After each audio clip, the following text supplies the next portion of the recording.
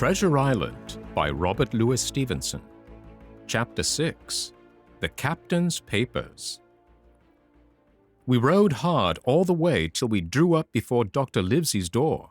The house was all dark to the front. Mr. Dance told me to jump down and knock, and Dogger gave me a stirrup to descend by. The door was opened almost at once by the maid. "Is Dr. Livesey in?" I asked. "No," she said. He had come home in the afternoon, but had gone up to the hall to dine and pass the evening with the squire. "So there we go, boys," said Mr. Dance. This time, as the distance was short, I did not mount, but ran with Dogger's stirrup leather to the lodge gates and up the long, leafless, moonlit avenue, to where the white line of the hall buildings looked on either hand on great old gardens. Here Mr. Dance dismounted, and taking me along with him, was admitted at a word into the house. The servant led us down a matted passage and showed us at the end into a great library, all lined with bookcases and busts upon the top of them, where the squire and Dr. Livesey sat, pipe in hand, on either side of a bright fire. I had never seen the squire so near at hand. He was a tall man, over 6 feet high, and broad in proportion, and he had a bluff, rough-and-ready face, all roughened and reddened and lined in his long travels. His eyebrows were very black and moved readily, and this gave him a look of some temper, not bad, you would say, but quick and high. "Come in, Mr. Dance," says he, very stately and condescending. "Good evening, Dance," says the doctor with a nod. "And good evening to you, friend Jim. What good wind brings you here?" The supervisor stood up straight and stiff and told his story like a lesson, and you should have seen how the two gentlemen leaned forward and looked at each other, and forgot to smoke in their surprise and interest. When they heard how my mother went back to the inn, Dr. Livesey fairly slapped his thigh, and the squire cried, "Bravo!" and broke his long pipe against the grate. Long before it was done, Mr. Trelawney, that you will remember was the squire's name, had got up from his seat and was striding about the room, and the doctor, as if to hear the better, had taken off his powdered wig and sat there looking very strange indeed with his close-cropped black poll. At last Mr. Dance finished the story. "Mr. Dance," said the squire, "you are a very noble fellow, and as for writing down that black, atrocious miscreant, I regard it as an act of virtue, sir, like stamping on a cockroach. This lad Hawkins is a trump, I perceive. Hawkins, will you ring that bell? Mr. Dance must have some ale." "And so, Jim," said the doctor, "you have the thing that they were after, have you?" "Here it is, sir," I said, and gave him the oilskin packet. The doctor looked it all over, as if his fingers were itching to open it, but instead of doing that, he put it quietly in the pocket of his coat. "Squire," said he, "when Dance has had his ale, he must, of course, be off on His Majesty's service, but I mean to keep Jim Hawkins here to sleep at my house, and with your permission, I propose we should have up the cold pie and let him sup."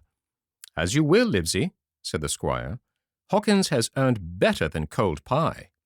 So a big pigeon pie was brought in and put on a side table, and I made a hearty supper, for I was hungry as a hawk, while Mr. Dance was further complimented and at last dismissed. "And now, squire," said the doctor. "And now, Livesey," said the squire in the same breath. One at a time," laughed Dr. Livesey. "You have heard of this Flint, I suppose?" "Heard of him?" cried the squire. "Heard of him, you say? He was the bloodthirstiest buccaneer that sailed. Blackbeard was a child to Flint. The Spaniards were so prodigiously afraid of him that I tell you, sir, I was sometimes proud he was an Englishman. I've seen his topsails with these eyes off Trinidad, and the cowardly son of a rum puncheon that I sailed with put back, sir, into Port of Spain." "Well, I've heard of him myself in England," said the doctor, "but the point is, had he money?" "Money!" cried the squire. "Have you heard the story? What were these villains after but money? What do they care for but money? For what would they risk their rascal carcasses but money?" "That we shall soon know," replied the doctor. "But you are so confoundedly hot-headed and exclamatory that I cannot get a word in. What I want to know is this: supposing that I have here in my pocket some clue to where Flint buried his treasure, will that treasure amount to much?" "Amount, sir?" cried the squire. "It will amount to this. If we have the clue you talk about, I fit out a ship in Bristol dock and take you and Hawkins here along, and I'll have that treasure if I search a year." "Very well," said the doctor. "Now then, if Jim is agreeable, we'll open the packet." And he laid it before him on the table. The bundle was sewn together, and the doctor had to get out his instrument case and cut the stitches with his medical scissors. It contained two things, a book and a sealed paper. "First of all, we'll try the book," observed the doctor. The squire and I were both peering over his shoulder as he opened it, for Dr. Livesey had kindly motioned me to come round from the side table where I had been eating to enjoy the sport of the search. On the first page there were only some scraps of writing, such as a man with a pen in his hand might make for idleness or practice. One was the same as the tattoo mark, "Billy Bones his fancy." Then there was "Mr. W. Bones, mate," "No more rum," "Off Palm Key he got it," and some other snatches, mostly single words and unintelligible. I could not help wondering who it was that had got it and what it was that he got. "A knife in his back, like as not." "Not much instruction there," said Dr. Livesey as he passed on. The next 10 or 12 pages were filled with a curious series of entries. There was a date at one end of the line, and at the other a sum of money, as in common account books, but instead of explanatory writing, only a varying number of crosses between the two. On the 12th of June, 1745, for instance, a sum of £70 had plainly become due to someone, and there was nothing but 6 crosses to explain the cause. In a few cases, to be sure, the name of a place would be added, as "off Caracas," or a mere entry of latitude and longitude, as 62 degrees 17 minutes, 19 degrees 2 minutes. The record lasted over nearly 20 years, the amount of the separate entries growing larger as time went on, and at the end a grand total had been made out after 5 or 6 wrong additions, and these words appended: "Bones his pile." "I can't make head or tail of this," said Dr. Livesey. "The thing is as clear as noonday," cried the squire. "This is the Black-Hearted Hound's account book. These crosses stand for the names of ships or towns that they sank or plundered. The sums are the scoundrel's share, and where he feared an ambiguity, you see he added something clearer.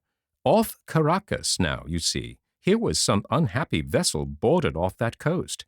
God help the poor souls that manned her. Coral, long ago." "Right," said the doctor. "See what it is to be a traveler." "Right, and the amounts increase, you see, as he rose in rank." There was little else in the volume but a few bearings of places noted in the blank leaves toward the end, and a table for reducing French, English, and Spanish moneys to a common value. "Thrifty man," cried the doctor. "He wasn't the one to be cheated." "And now," said the squire, "for the other." The paper had been sealed in several places with a thimble by way of seal, the very thimble, perhaps, that I had found in the captain's pocket. The doctor opened the seals with great care, and there fell out the map of an island, with latitude and longitude, soundings, names of hills and bays and inlets, and every particular that would be needed to bring a ship to a safe anchorage upon its shores. It was about 9 miles long and 5 across, shaped, you might say, like a fat dragon standing up, and had 2 fine landlocked harbors, and a hill in the center part marked the Spyglass. There were several additions of a later date, but above all, 3 crosses of red ink, 2 on the north part of the island, 1 in the southwest, and beside this last, in the same red ink, and in a small neat hand, very different from the captain's tawdry characters, these words: "Bulk of treasure here." Over on the back, the same hand had written this further information: "Tall tree, spyglass shoulder, bearing a point to the north of north-northeast. Skeleton Island, east-southeast, and by east. 10 feet. The bar silver is in the north cache. You can find it by the trend of the east hummock, 10 fathoms south of the black crag with the face on it. The arms are easy found in the sand hill, north point of North Inlet Cape, bearing east, and a quarter north, JF. That was all. But brief as it was, and to me incomprehensible, it filled the squire and Dr. Livesey with delight. "Livesey," said the squire, "you will give up this wretched practice at once. Tomorrow I start for Bristol. In 3 weeks' time. 3 weeks! 2 weeks, 10 days. We'll have the best ship, sir, and the choicest crew in England. Hawkins shall come as cabin boy. You'll make a famous cabin boy, Hawkins. You, Livesey, are ship's doctor. I am admiral. We'll take Redruth, Joyce, and Hunter. We'll have favorable winds, a quick passage, and not the least difficulty in finding the spot, and money to eat, to roll in, to play duck and drake with ever after." "Trelawney," said the doctor, "I'll go with you, and I'll go bail for it. So will Jim, and be a credit to the undertaking. There's only one man I'm afraid of." "And who's that?" cried the squire. "Name the dog, sir." "You," replied the doctor, "for you cannot hold your tongue. We are not the only men who know of this paper. These fellows who attacked the inn tonight, bold, desperate blades for sure, and the rest who stayed aboard that lugger and more, I dare say, not far off, are, one and all, through thick and thin, bound that they'll get that money. We must none of us go alone till we get to sea. Jim and I shall stick together in the meanwhile. You'll take Joyce and Hunter when you ride to Bristol, and from first to last, not one of us must breathe a word of what we've found." "Livesey," returned the squire, "you are always in the right of it. I'll be as silent as the grave."